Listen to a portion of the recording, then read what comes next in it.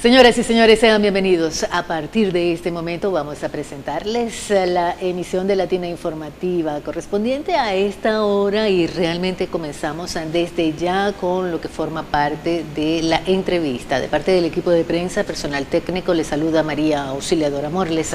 Hoy vamos a hablar de temas sociales, sí, que nos abarcan a todos. Vamos a darle la cordial bienvenida a la doctora Elba Iris Rodil. Ella es la directora estatal de IDEMNALARA, del Instituto Autónomo del Consejo Nacional de Derechos de Niños, Niñas y Adolescentes. Qué gusto tenerla, doctora Hola, María Elba. Auxiliadora. Qué gusto. Bienvenida a Latina Televisión. El gusto es nuestro por estos espacios que siempre son muy importantes. Sí, señores. Bueno, luego del 24 de junio, ese hecho natural acaecido en nuestro país ha permitido que se desenvuelvan, se desarrollen, se desaten situaciones, comentarios, noticias, crímenes en algunos casos, y realmente por eso es que tenemos la dicha de que nos pueda usted acompañar para poder dilucidar tantos puntos importantes en la protección de los niños, niñas y adolescentes. Y ubicándonos desde ya en ese tema, pues corresponde, los niños, niñas y adolescentes han sido vulnerados luego del terremoto. Bueno, a ver, yo sí creo lo que tú estás planteando del análisis que hay que hacer a partir de lo ocurrido en el país, que nos conmocionó a todos y a todas, que nos afectó como pueblo, como sociedad, como Estado, que tiene muchas miradas y muchos análisis. Y bueno, pertinente este espacio, un poco para hablar del tema de niños, niñas y adolescentes, de las consecuencias de todo lo que ocurrió en esos momentos, porque bueno, hay como unas consecuencias físicas que causa el terremoto, que tiene que ver con la integridad física de los niños, niñas, que pasa porque sus hogares se destruyeron, muchos de ellos partieron, y eso causa un dolor enorme en el alma, de verdad un sentimiento de muchísima, incluso hasta impotencia, ¿no? Porque uno dice, bueno, Diosito, ¿por qué te llevaste tantos niños? ¿Por qué te llevaste tantos seres humanos? Pero bueno, eso son designios, y más allá de eso es como nosotros como país asumimos esa realidad, cómo actuamos en consecuencia y cómo protegemos a los más vulnerables. Sí. Y protegerlo pasa porque, veamos, partamos de la LOCNA. La LOCNA dice que la protección de los niños, niñas y adolescentes es un trabajo colectivo, sí, de la familia, de la sociedad y del Estado. Y los tres, esa mesa de tres patas tiene que funcionar de manera perfecta y de manera articulada. Ante el caos, el desborde de emociones, de preocupaciones, de angustia, ocurrieron muchas situaciones que bueno, fueron manejadas de una manera por el Estado, por las instituciones del Estado, pero también por la sociedad, sí, y por las familias. Habían familias que estaban preocupadas porque necesitaban localizar a sus hijos, había una sociedad preocupada y reconociendo la gravedad de la situación y desbordada en querer ayudar. Y creo que ahí hay como que visibilizar lo caótico de los primeros días, que bueno, la gente ponía imágenes de los niños que se desaparecieron, que dónde están, tratando de ubicarlos. Y bueno, allí se vulneraron muchas cosas. Por ejemplo, el tema de la integridad de los niños, niñas y adolescentes. Si yo como familia tengo una situación y mi hijo o mi hija se desaparece, yo debo acudir a los órganos competentes para que se haga la investigación. No debería exponerlos, aun cuando reconocemos que el caos era un caos social, era un caos incluso del país, y que hacía que esas publicaciones era un llamado a buscar, sí, a identificar en la desesperación. Pero eso deja una huella digital y deja una historia de vida de los niños y niñas que hay que tener con mucha cautela y que tenemos que aprender de eso. O sea, lo que nos ocurrió, tenemos que tomar las lecciones como Estado, las lecciones como sociedad, las lecciones como familia. No estamos preparados para este tipo de situaciones, sí, aun cuando vivimos en un país con un país y en una zona con un alto riesgo sísmico. Entonces, bueno, el Estado ¿Qué lecciones podemos tomar? El Estado tiene que tomar previsiones y tiene que hacer los planes preventivos para formar a las familias sí. sobre qué vamos a hacer, qué vamos a llevar, para dónde nos vamos a ir, cómo vamos a proteger a los niños, niñas y adolescentes, cómo hacemos para en una situación de contingencia. No sé, yo siempre digo que las cosas suceden por algo y aun cuando sea lamentable tenemos que tomar un aprendizaje. Entonces, bueno, la familia tiene que tener una responsabilidad de valorar y de hacer un plan de familia.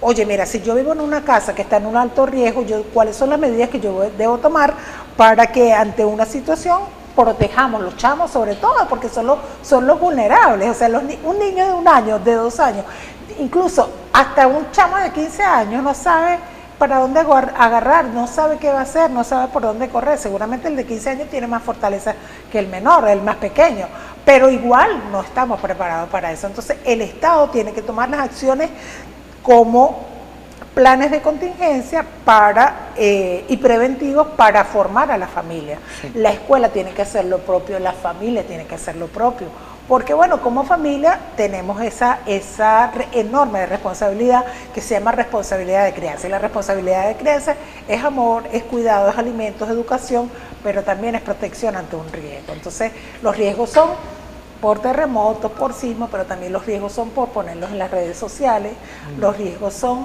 cuando no sabemos qué hacer con nuestros niños y niñas ante una situación caótica y hay que prepararse. Creo que no estamos preparados como sociedad. Sí, bueno, por el mismo tema de emergencia nacional, mucha gente los tomaba, o sea, colocaba, ¿no? Al escarnio público, como se podría decir. Sí, en una búsqueda desesperada de conseguirlo, sí. pero también hay los canales, es que también fue todo. ¿Cuáles serían los canales regulares, bueno, doctora? Los canales en un caso de emergencia como el que se vivió. Los canales regulares es que deberían haber los cuerpos de seguridad o los órganos encargados del sistema de protección de niños, niñas y adolescentes, porque la LOCNA conforma o instituye un sistema de protección de niños, niñas y adolescentes que lo conjugan o lo conforman varias instituciones y cada una de esas tiene un rol. Si mi niño o mi niña está desaparecido, yo debo acudir hasta un cuerpo de seguridad, o si no creo los cuerpos de seguridad, pues voy a ir hasta el IDEGNA, por ejemplo, que pudiera ser una institución que reciba ese tipo de planteamiento, puede ir al Consejo de Protección, que son los que tramitan los casos individuales, puede ir al Consejo de Derecho, puede ir a la Fiscalía, puede ir, o sea, a todas las instituciones y decir, mira, no consigo a mi niño, mi niña, que son los que van a buscarlo, porque sí. ¿Quiénes lo van a buscar? ¿Los van a buscar las redes sociales?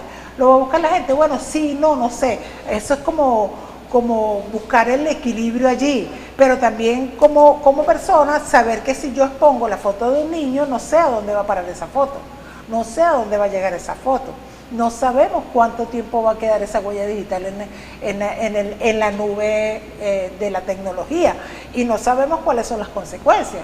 O sea, si nosotros en este momento, nosotros que hemos estado atendiendo a los niños y niñas que han llegado a Lara y que hemos estado escuchando sus testimonios, y esos son niños que van a tener unas implicaciones psicológicas de largo aliento y que tienen que ser tratados. Entonces, ¿cuántos niños está tratando, doctora? Es ver la foto, porque los chamos ya tienen acceso a la tecnología.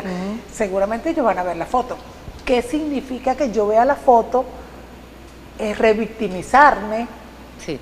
Volver a vivir. Voy a volver a vivir lo que viví en ese momento y que seguramente lo más sano es que la gente vaya como olvidando esos episodios. Entonces, todo lo que estamos haciendo, así haya muy buena voluntad, así haya mucha solidaridad, mucha lucha por la justicia, mucha protección, deja una huella y esa huella a veces no es tan buena como uno cree como que se piensa. Usted tocó el punto importante de todos los niños que ustedes están atendiendo porque llegaron de los estados afectados. ¿Cuántos niños han llegado? ¿Tienen ustedes más o menos ya todo lo que forma parte de un inventario de tener las estadísticas? Mira, a ver, te voy a decir. Y cuando yo hablo del caos, de la locura, por ejemplo, el tema de las redes sociales tiene que ser un tema de debate, porque, por ejemplo, en las redes sociales se colocaba 350 niñas llegaron a Lara, no sé cuántos niños llegaron a Lara, no sé cuántos niños, no sé. Entonces, y cuando nosotros ya habíamos hecho un plan, porque lo que ocurrió fue así. Nosotros, una vez que ocurre el terremoto, al día siguiente, que fue todo el caos y la cosa, el viernes ya estábamos reuniéndonos como sistema de protección, porque sabíamos que en algún momento la gente que había sido afectada iba a desplazarse hacia los estados que no habían sido afectados, porque eso es lo que la lógica natural indica. Y como sistema nos sentamos, Consejo de Protección, Consejo Municipal de Derechos, Defensoría del Pueblo, IDENA y la Alcaldía. Y un poco el debate era diseñar un plan de abordaje para las personas que llegaran. Que llegan niños solos.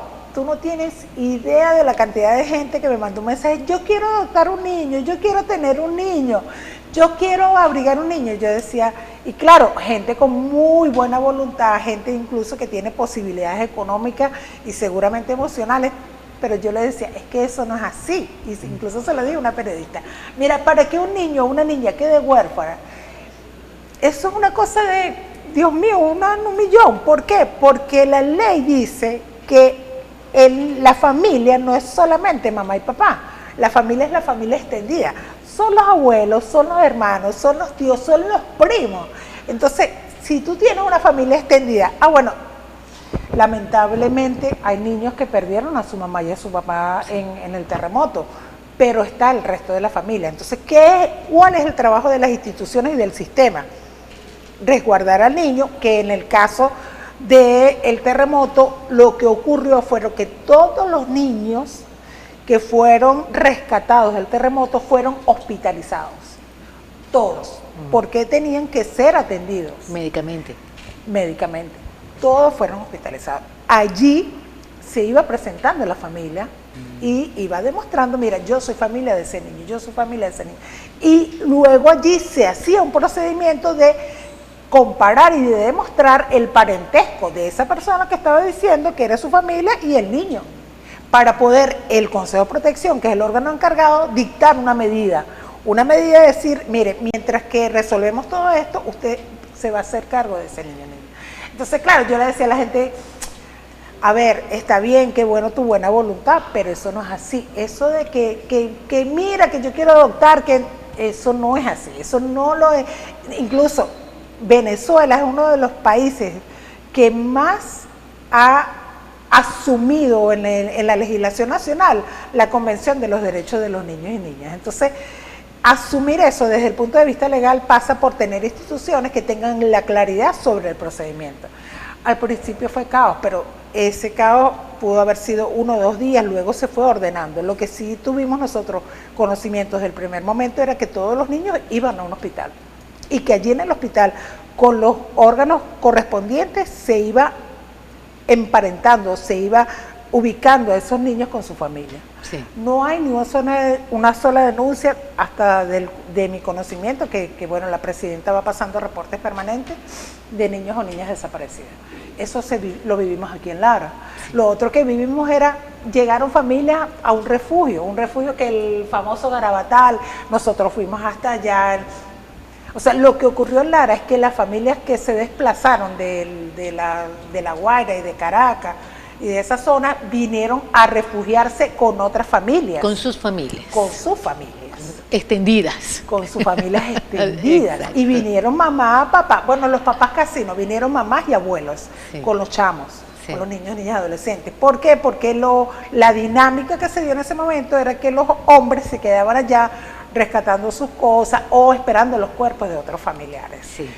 Entonces, ¿y cuántos niños son más o menos los que han llegado? Nosotros hemos hecho un procedimiento metodológicamente claro para ir a visitar cada familia, va al Consejo de Protección y llama al muchachito y llama a la familia, dame tu cédula, dame tu partida de nacimiento, vamos a ver cuál es la relación que tienen entre el niño y el adulto. Chévere, no hay problema. La mayoría de ellos viene con su mamá. Okay. La mayoría. Algunos con mamá y papá, pero la mayoría mamá. Y los que no, porque vienen con abuelas, con tíos, con padrinos, con hermanos, se dicta una medida para que ellos tengan ese cuidado con una protección legal. Mira, te vamos a dictar una medida para que tú tengas legalmente la posibilidad de cuidar a ese niño o esa niña, mientras mamá y papá llegan. Perfecto. En la próxima parte de la entrevista seguiremos conversando con nuestra invitada especial, hablando sobre los derechos de los niños, niñas y adolescentes, la doctora Elba Iris Rodil. Regresamos en breve. Ya regresamos con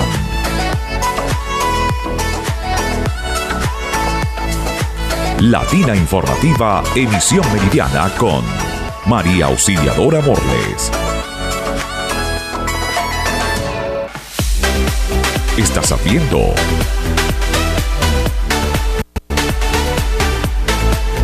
Latina Informativa, emisión meridiana con María Auxiliadora Morles.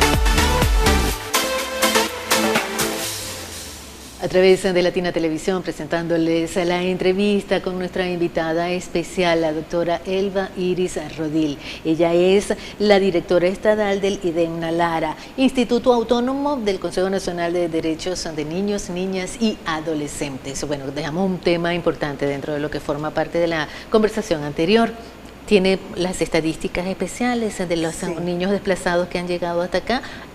Por supuesto, hospedarse en casa de familiares, más no en refugio estatal. Eso quería aclarar contigo. Bueno, uno, que nosotros como institución somos órgano rector del sistema de protección de niños y adolescentes. Estamos localizados en el municipio de Ibarra, pero el sistema de protección de niños y adolescentes está en todos los municipios del estado Lara. Hasta ahora lo que nos han reportado los consejos municipales de derecho de todos los municipios es que en Lara hay 302 familias, de los cuales son 644 adultos y 372 niños y niñas y adolescentes. En el caso de los municipios... ¿Están en todos los municipios? Sí, ¿Han llegado? En todos los municipios están. Lo que ha ocurrido es que, o lo que debe ocurrir y lo que está ocurriendo es que el sistema que forma parte del municipio se articula con la alcaldía, que es el órgano ejecutivo territorial, pues local, y hace un trabajo de abordaje. Ese trabajo de abordaje significa o requiere, en primer lugar, ese encuentro de el sistema con los niños y niñas para corroborar cuál es la condición legal. Eso es lo primero que hay que hacer. ¿Qué nos hemos encontrado? Absoluta regularidad, salvo algunos casos muy, muy puntuales que estamos tramitando. ¿Y cómo abordan esa parte, esos casos tan puntuales? ¿Cómo es el abordaje? Bueno, ayer sostuvimos una reunión con la coordinadora del Circuito de Protección de Niños, Niñas y Adolescentes, porque hay dos instancias, una administrativa, que es el Consejo de Protección, ellos dictan una medida, que es administrativa, pero hay otros casos que tienen que irse por la vía judicial, y ya ayer sostuvimos una reunión con la coordinadora del tribunal, la doctora Mauris, para primero para dibujar la ruta, porque como esto es atípico, como que bueno, mira, ¿cómo hacemos para resolver, ¿no? Y dictar una colocación familiar, que es la institución que la ley contempla para ese tipo de situaciones. Ya eso está como que tenemos la hoja de ruta clara, estamos operando en cada uno de esos casos, y lo que nosotros siempre, o nuestro fin como sistema, es proteger a los niños y niñas. Es decir, que los niños y niñas que están en Lara están protegidos. Estamos trabajando de manera coordinada, planificada, con limitaciones, sí es verdad, con muchas limitaciones, porque como instituciones del Estado tenemos limitaciones de personal, de recursos, de insumos, pero el corazón del venezolano es demasiado hermoso.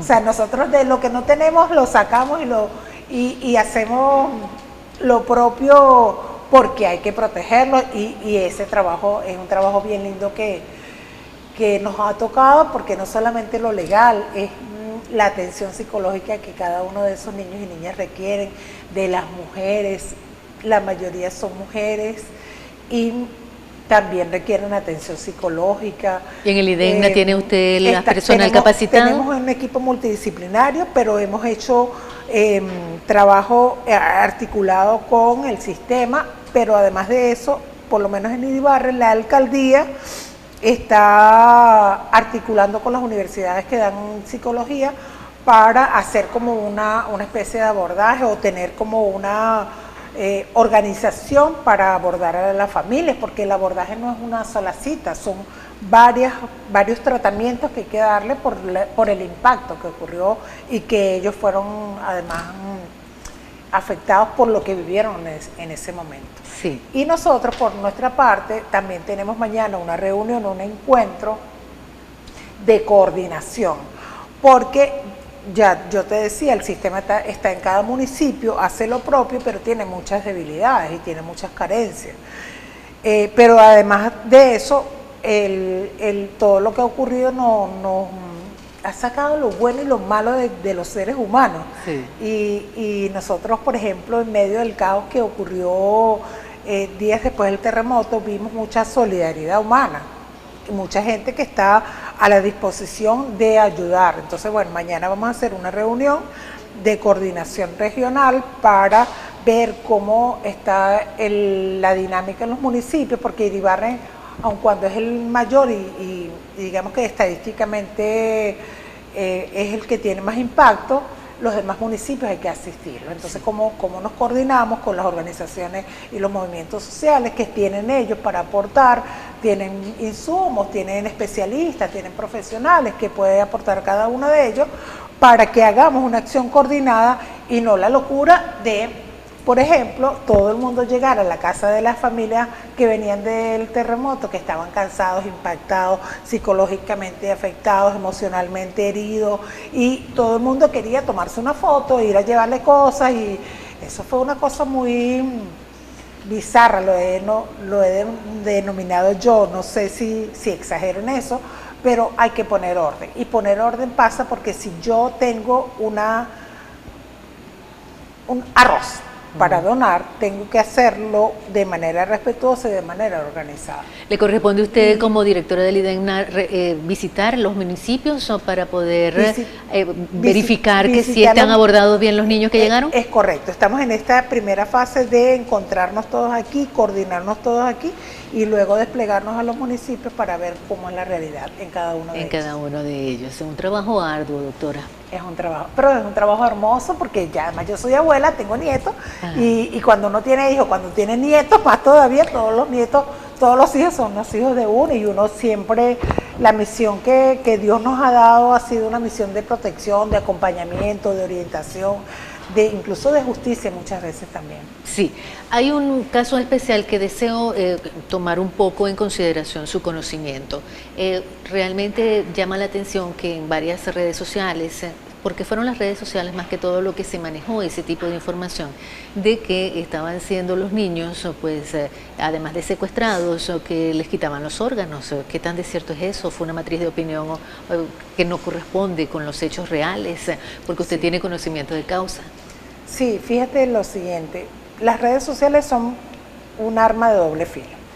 Sirven para comunicar, para informar, pero también sirven para desinformar. Y cuando te decía que el terremoto sacó lo bueno y lo malo, es que así como mucha gente buena con las mejores intenciones publicaba cosas que seguramente no era lo que correspondía, pero bueno, lo hacía de la mejor manera, también hubo gente que se aprovechó de esas circunstancias para generar matrices de opinión que eran incorrectas. O sea, aquí en Lara, lo digo con toda responsabilidad, no ha habido una sola denuncia de ningún niño perdido, de ningún tráfico de órganos, de ningún niño, o sea, nada de esas cosas no ha ocurrido aquí, pero además a nivel nacional tampoco ha ocurrido, porque el IDENA tiene un mecanismo de comunicación permanente a nivel nacional y, o sea, no ha habido ningún incidente. Entonces, claro, ponen a rodar eso por las redes sociales, se vuelve viral, todo el mundo lo cree y la verdad es que nadie se atreve, o sea, es más, hasta los periodistas no van allá a los cuerpos de seguridad a preguntarle, mire, ¿usted ha recibido alguna denuncia? Porque ¿qué es lo que debe ocurrir? Si un niño o una niña, si yo tengo un hijo y se me extravió, ¿qué tengo que hacer yo? Ir a los cuerpos de seguridad o ir a las instituciones a las que les corresponde hacer la investigación. pero no ponerlo en las redes, porque bueno, seguramente las redes van a tener un impacto comunicacional, pero la verdad es que estamos en un país que hay un Estado de Derecho, que hay instituciones, que hay normas que hay que cumplir, me guste o no me guste, hay que cumplirlas. Sí, entonces, cierto. bueno, ese es el tema, ¿qué aprendizaje? Yo creo que el mejor mensaje de este momento es que aprendimos como personas primero y como familia de todos estos hechos, si nos ha tocado en la medida que nos tocó. Ojo, porque no estuvimos allá, sí, pero a toda Venezuela y a todo el mundo tocó el terremoto, o sea, tocó nuestros corazones, tocó nuestras emociones, la solidaridad, la preocupación, el querer hacer cosas, pero bueno, ahí también tocó cosas malas que son lo menos, pero que siempre sí, hay. el ser humano forma parte de eso, tiene fortalezas y también tiene debilidades. Doctora, quiero agradecerle infinitamente el tiempo que nos ha dispensado para de esta manera dar a conocer pues todo lo que corresponde a la parte legal de los niños, niñas y adolescentes. Su mensaje para despedir ya la entrevista. Bueno, que los hijos y las hijas es nuestro mayor tesoro, es lo más hermoso que tenemos como personas y como familias y como sociedad y como Estado, y tenemos que hacer lo propio para protegerlos. Y hacer lo propio para protegerlos es desde el punto de vista legal, desde el punto de vista psicológico, desde el punto de vista espiritual, cómo nosotros tomamos de esto un aprendizaje, cómo lo abordamos, cómo somos solidarios. Yo creo que repensarnos como sociedad, como país, y bueno, hacer lo que nos corresponda desde el rol que sumamos. Si yo tengo mi rol de abuela, bueno, ¿qué hago como abuela para a lo mejor para mitigar emociones? Porque los niños, por ejemplo, no vivieron el terremoto, pero lo están viendo en las redes. Sí. Y lo ven y lo ven y lo ven y lo ven y lo ven. Eso les afecta emocionalmente. Ahora, ¿quién es el responsable de que el niño acceda a esas imágenes? Es mamá y papá, porque son los adultos, son los que tienen la responsabilidad de crianza. Entonces, bueno, veámonos como familia, reflexionemos y accionemos para proteger siempre la protección de los niños, niñas y adolescentes. Doctora Elba, ¿dónde queda IDEGNA acá en Lara? IDEGNA tiene varias sedes. Una está en la Fundación del Niño Regional, al lado de Seco Sola, por las Trinitarias.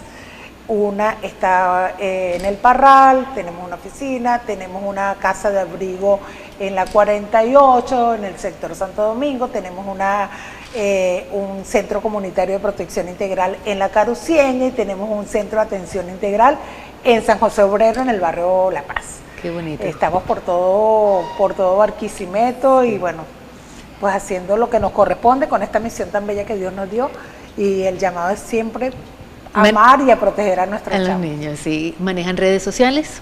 Sí, IDEGNA Lara Oficial, ¿cómo que? Perfecto. Yo no me sé, esa es la pregunta más difícil que me has hecho. Disculpe, pero entonces. Bueno, está bien. Bueno, nuestra mayor y mejor intención es siempre dar a conocer pues las cosas buenas que se hacen acá en el Estado Lara, en Barquisimeto. Agradecido por su visita. Y gracias a Latina por siempre abrirnos las puertas. Sí. Vamos a despedir a nuestra invitada especial, la doctora Elba Iris Rodil. Ella es la directora estatal del IDEGNA Lara, Instituto Autónomo del Consejo Nacional de Derechos de Niños, Niñas y Adolescentes. A la vuelta presentaremos las noticias más relevantes en la emisión de Latina Informativa. Ya regresamos con